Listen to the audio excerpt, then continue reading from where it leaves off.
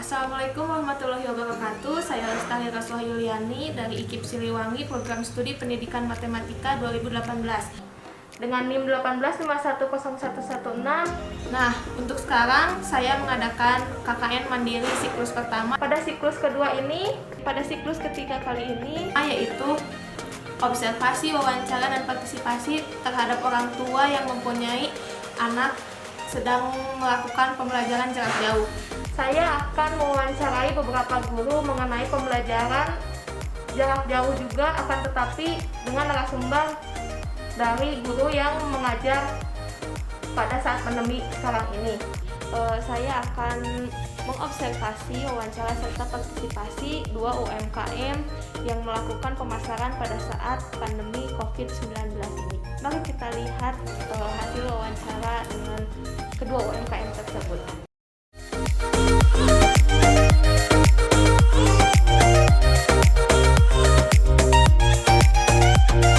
Ya Ibu, sebelumnya kan saya sudah menghubungi Ibu perihal pewawancaraan mengenai pembelajaran jarak jauh.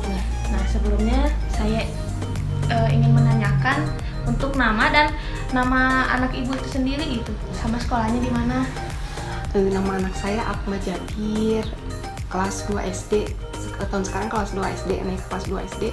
SD-nya SD Cihanjuang 4. Nama saya Ibu Cucu Hendrawati.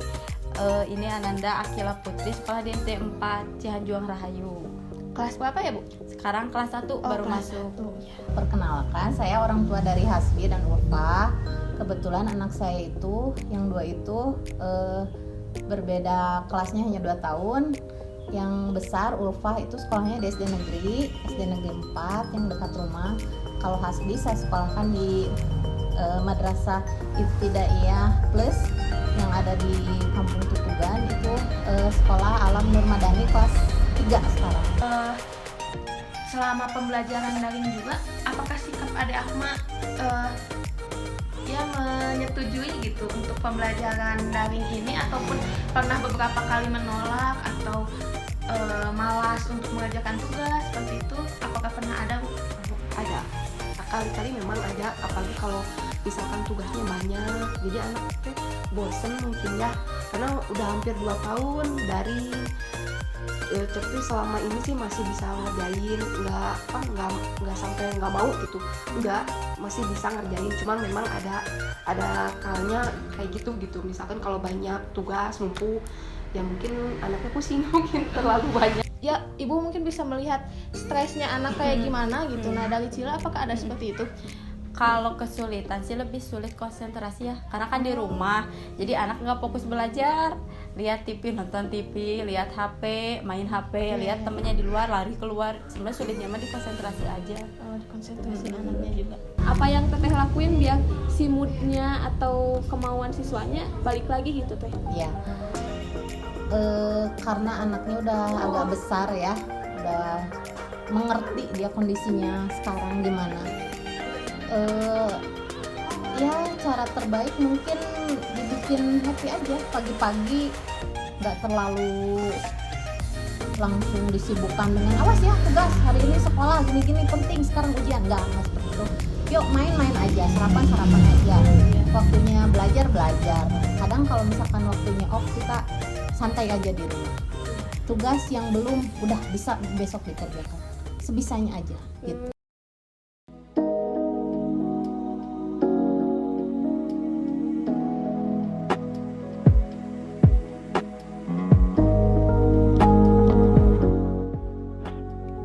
Assalamualaikum warahmatullahi wabarakatuh. Waalaikumsalam warahmatullahi wabarakatuh. Perkenalkan, saya Lestari Rasuah Yuliani dari IKIP Siliwangi, akan mewawancari Bapak perihal pembelajaran daring selama sekolah ini gitu.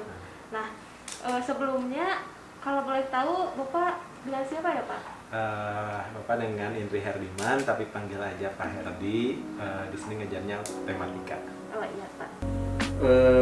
Kalau nama lengkap Nur Iman SPD, kalau panggilan biasanya Pak Iman. Saat ini mengajar matematika di kelas 12 dan tugas tambahannya sebagai wakil kepala sekolah urusan kurikulum. Untuk evaluasi dari kemampuan siswa siswa gitu selama pembelajaran daring ini bagaimana ya Pak? Apakah ada penurunan? Ya mungkin pasti ada penurunan karena siswa juga tidak terbiasa gitu. Nah, atau karena sekarang sudah lama juga gitu dari yang melakukan pembelajaran daring, evaluasi terhadap siswanya seperti apa ya Pak sekarang? Sebenarnya kan yang pertama evaluasi itu, kalau evaluasi terhadap keterserapan materi dari guru sebenarnya ada dua jenis ya, ada yang formatif, ada yang sumatif. Yang formatif itu biasanya kan kayak ulangan harian, kemudian UTS itu formatif. Yang sumatifnya nanti di akhir yang ujian akhir.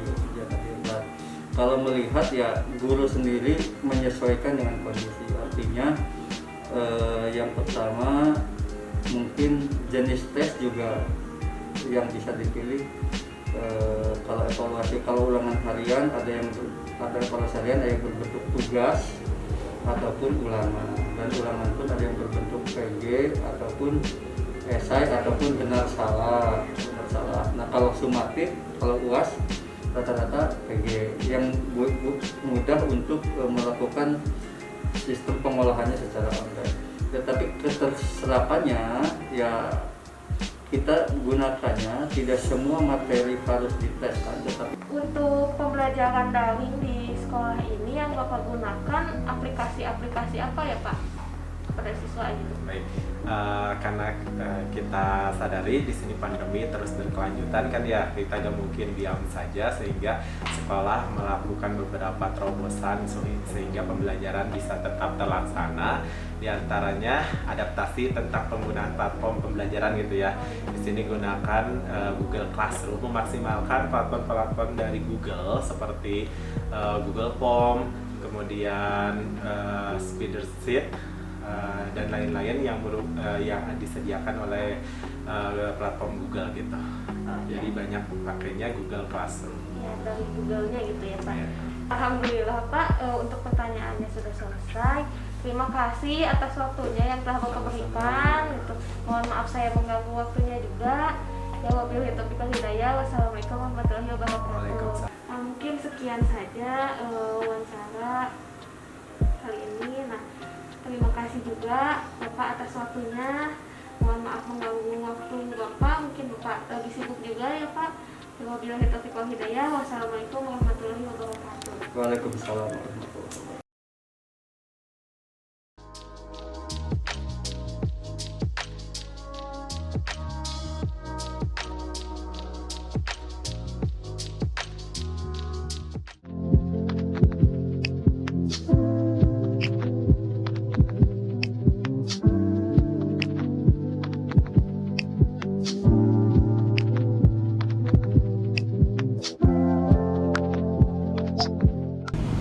Assalamualaikum warahmatullahi wabarakatuh. Perkenalkan saya Lestari Roswah Yuliani dari IKIP Siliwangi. Sebelumnya saya telah menghubungi Manda untuk proses observasi wawancara sertifikasi sekarang. Nah, kalau boleh tahu, namanya siapa ya? Septian. Namanya Septian.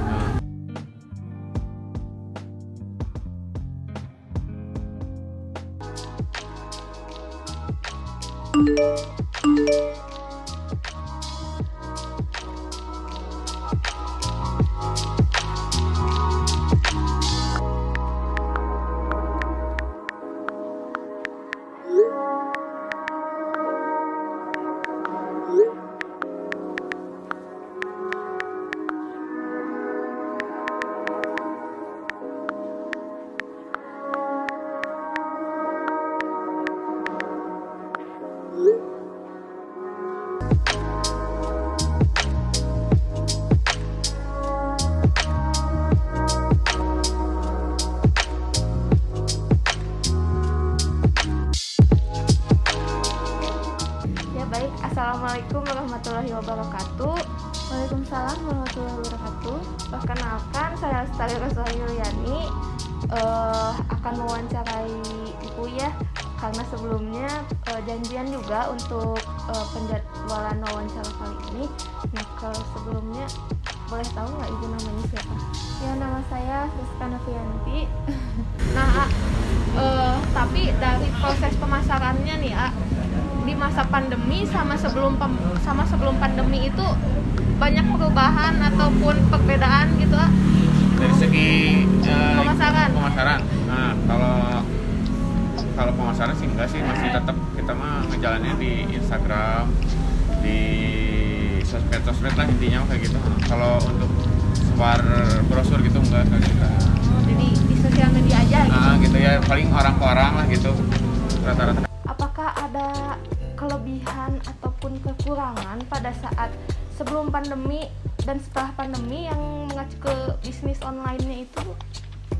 Untuk kelebihan dan kekurangannya, jika sebelum pandemi mungkin saya bisa jualan secara langsung, ya bertemu dengan konsumen secara langsung, menawarkan barang-barang jualan saya. Nah, namun saat pandemi ini saya hanya bisa melakukannya secara online karena ya keterbatasan, tidak bisa bertemu dengan orang-orang juga. Baik, mungkin sekian saja yang dapat saya tanyakan juga. Terima kasih atas waktunya. Sekian saja dari saya. Wabillahi taufiq wal hidayah. Wassalamualaikum warahmatullahi wabarakatuh. Waalaikumsalam warahmatullahi wabarakatuh. Sekian dari saya. Terima kasih telah menonton. Sampai berjumpa di kegiatan selanjutnya.